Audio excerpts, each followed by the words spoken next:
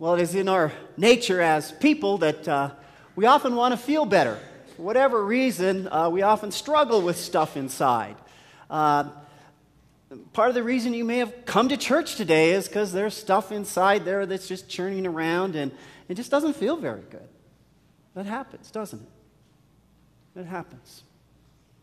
We want something changed in there. Maybe it's we're dealing with some losses or something, and we have this grief thing going on, or maybe we have some conflict, or someone's been hurtful to us, or maybe we have some fears about what's coming on, and it's all in there. It's usually that soul stuff, isn't it? That emotional, psychological stuff, and it grips us, it grabs us, and we turn to God, and we look for something to help us find our way through all this.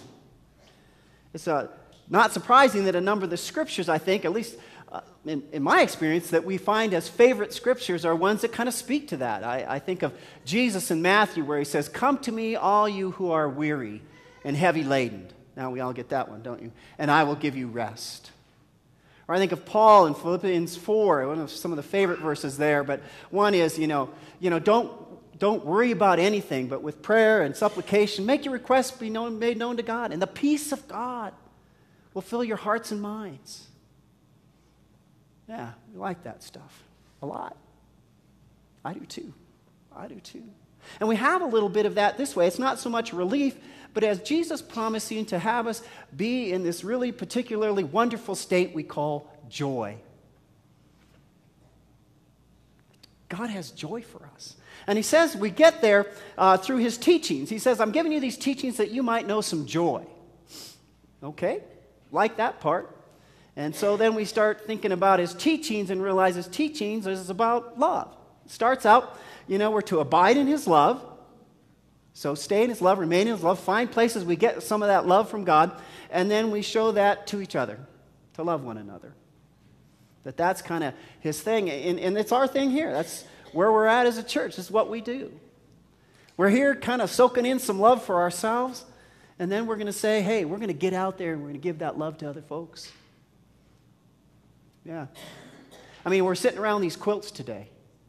Those quilts are just freebies given out to World Relief and through people who get through our interfaith hospitality program. People would otherwise be on the streets. They have something really nice in those quilts. Those are really nice quilts. It's kind of a blessing to have them around here today with us. We have a number of food things out there we do. We do Mercy's Gate. And Mercy Gate really aims at the people on the margins that are still in houses probably, still trying to make it, but they just can't meet the monthly stuff. They go to Mercy's Gate and get food. We have our little food pantry. Anybody can raid that and get a little bit of food. And our interfaith hospitality that we're starting today is in the same line. It's a way to love people. So we're going to take care of them this whole week. They're not going to have any costs. They're going to live here. They're going to have their meals taken care of. They have a place to stay. The organization is helping them find work if they need that, make it back out of the streets, families, into housing.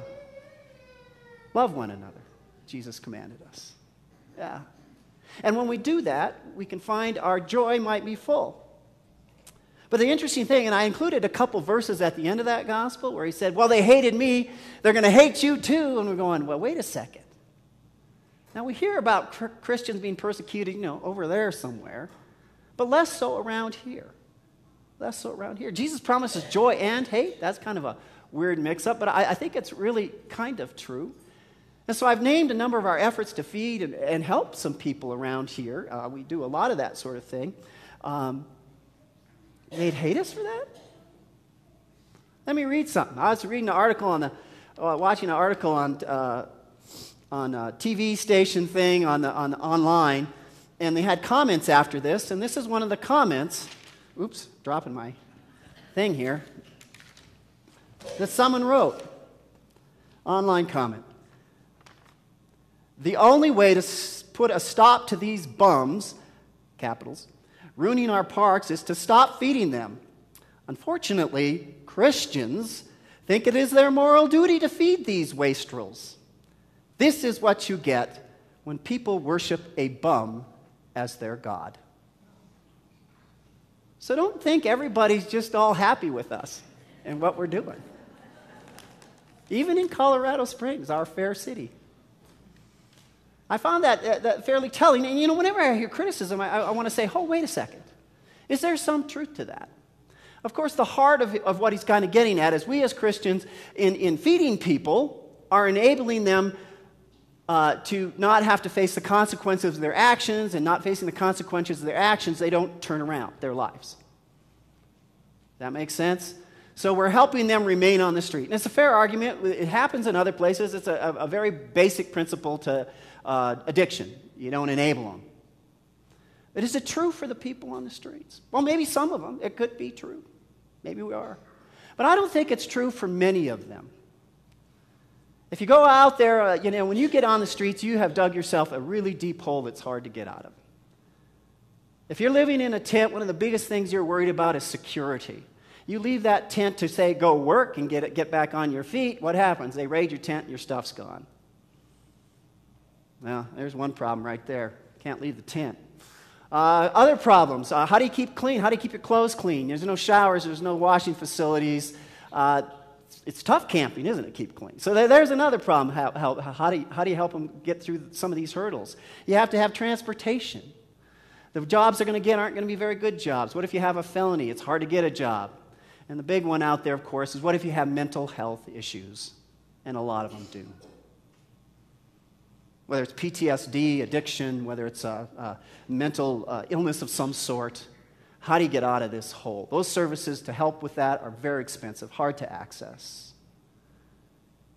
I say if we don't help people, oftentimes, especially with something like food, we're just making them more miserable. And it's tougher. It's even still tougher. And they might get desperate, and desperate people do stupid things, like steal. So I would argue with his premise that we're just helping the problem stay the problem. I would argue with that one, that there are other ways to handle this, like IHN, where we find ways to give them the stair steps to get out of this deep hole. That there's better things to do, and I would argue with him saying that there are wastrels. And that's a theological, humanitarian sort of thing, that we give respect and dignity to all people, and that is behind love. And that maybe by today's standards, our bum of a God there's some little truth to that too. One of the ways we judge people today, are they productive citizens paying their taxes and earning a wage in modern society? That's a good measure, isn't it? But remember, Jesus didn't have a paying job, did he? He didn't get paid. They had to support him wherever he went. People fed him, people took care of him and his disciples and his little movement. No money, no productivity on that level. And he hung around with the bum of the people, the wastrels of his day, the prostitutes, the tax collectors, the lepers. There he is, hanging out with the bum of the people. Because he was all about the love for those people. And sometimes love shines brightest where it's most needed, where it's furthest from the place, isn't it? It shines the brightest there. And those people Jesus found were the most appreciative of that kind of love. They beamed with it. A woman that fell at his feet and wept. He looked at the other people and said, you haven't done anything for me, but look at her. She gets it. The grace and the love given. Love's not easy. Loving other people takes wisdom, because you got to figure out how to do it. We're going to have day camp next week, and another program where our youth and our leaders are really involved in that whole thing. And they're going to look at a kid, and one kid's going to loves that for that kid is this high energy, rough and tumble kind of love's going to work there. Another kid's going to be this slow and gentle. You got to figure it out. You got to have some sensitivity, some wisdom. And love in one place isn't love in another place. It takes wisdom when we ask God's Spirit to help us with it. And we're saying that this love leads us to joy. And sometimes I think we find in our own experience that this love just leaves us tired. You ever get just tired? Here we're going again. We're putting this mantle on to do this IHN again this week. And oh man, isn't it just tired? Isn't that all it is? I don't think so. And I think we miss the connection. I certainly did growing up. We had this little ditty that we sang when we was growing up. Sorry, not the right word for that. A little praise chorus. It goes this way. This is my commandment, that you love one another, that your joy may be full. Anybody heard that before? Got a few hands going up. Anyway, we sang that as a kid. And I don't remember. And I never really connected how love gets your joy to be full, but we sang it anyway. And I think that this sermon got me wrestling with that. Love often leaves us tired. Some people hate us for it. Other people really don't care. It doesn't seem to make any difference. How does it get us joyful? And I think it is because of what joy is. And that is a sense of deep contentment, satisfaction. And I think where we miss it is not taking the time to look back and say, God wanted us to do that, and we got her done. That God is asking us to do something, and we actually did it. And that it was a good thing. It wasn't like fun. Fun is just that kind of buzz like eating a donut. You get the sugar rush, you come down quick. That's fun. There's place for fun. I'm not knocking that. But joy is this long-lasting. It's like the Psalm said. It's like a tree rooted by the waters, where you look back in your life, I did that. I know not everybody appreciated it, but God wanted me to do it, and it was the right choice. It was the right choice. And it was a little smile. That's what joy does. It puts a little smile on your face. And we did it. And we made a difference. And we've made a difference for probably over 100 families in this community who would otherwise be on the streets, who are now in housing and having jobs. We made a difference by paying for these wells overseas. That affects whole communities where they're not going to this muddy hole and drawing up water that too often makes them sick, where women are spending huge amounts of time walking back and forth. Girls can't go to school because they got to haul water. Whole communities are changed. That's a life well given. That's a buck well spent. That's a place where you go, there's something right there. It goes all the way down. We did that. I took care of that person who needed my help, and I did that for a long time, and it wears you out while you're in it, but when you look back, you said, I know it's the right thing. I gave myself in the right way. Whenever you said, no greater love than this, that you lay down your life. That's sacrificial. We did that, and it was the right thing. It was the good thing. And yes, we're tired at times, but let the joy sink in.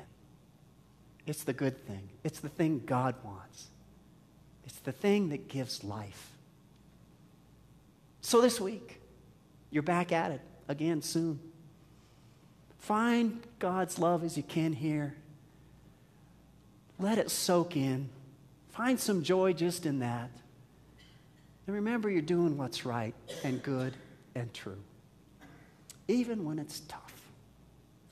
Look back, find a place to smile a little bit. Amen.